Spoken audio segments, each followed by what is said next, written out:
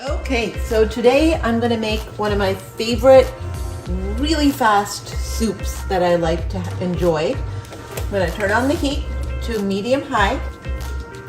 I'm going to pour in maybe about 1.5 cups of water. I'm going to splash in some soy sauce. Actually, it's tamari. About 1 garlic clove. This is just a serving for one. 1 garlic clove. A similarly sized piece of ginger diced. And I'm going to let this come to a boil. Okay, so the water has come to a boil, and I'm going to go ahead and take my brown rice noodles. They're whole grain and they have more protein and fiber than the regular rice noodles, so I like to use these ones. I like to also break them up before I put them into the water. And yeah, it makes a little bit of a mess all over your kitchen. That's fine. And let it continue to boil. The directions on the box say to boil them for about 4 to 5 minutes. So I'm going to let it go for 4 to 5 minutes and let them start to get tender.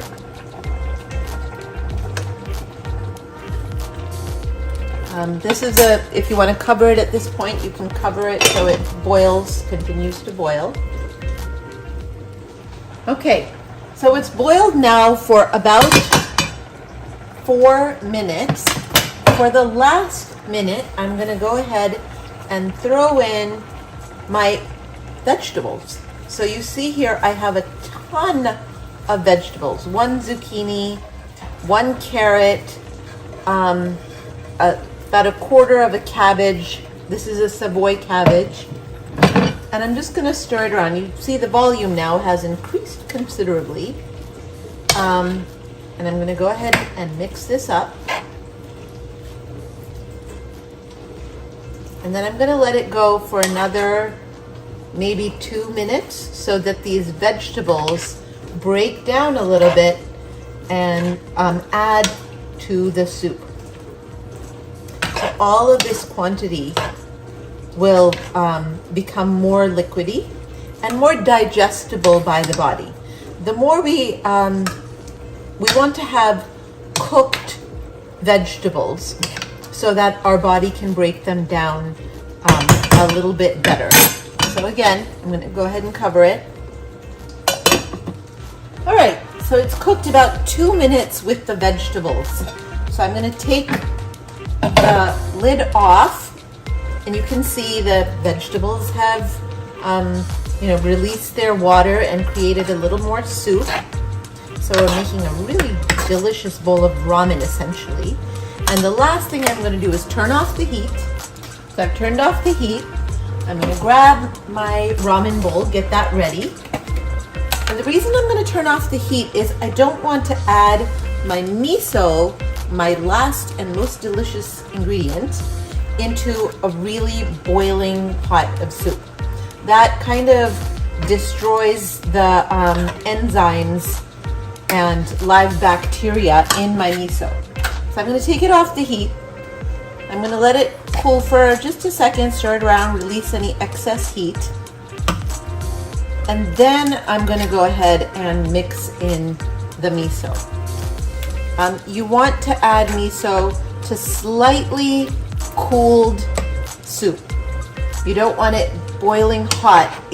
It'll still taste delicious no matter how you add it and when. But if you want the benefits of the miso, the culture, then you want to wait until it's slightly cooled down.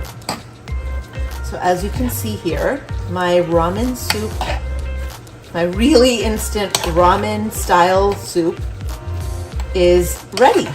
So I haven't used refined white flour. I've used brown rice noodles so that you get the protein and the nutrients and the fiber. It's all about the fiber. All those veggies, fiber. It's all about the fiber.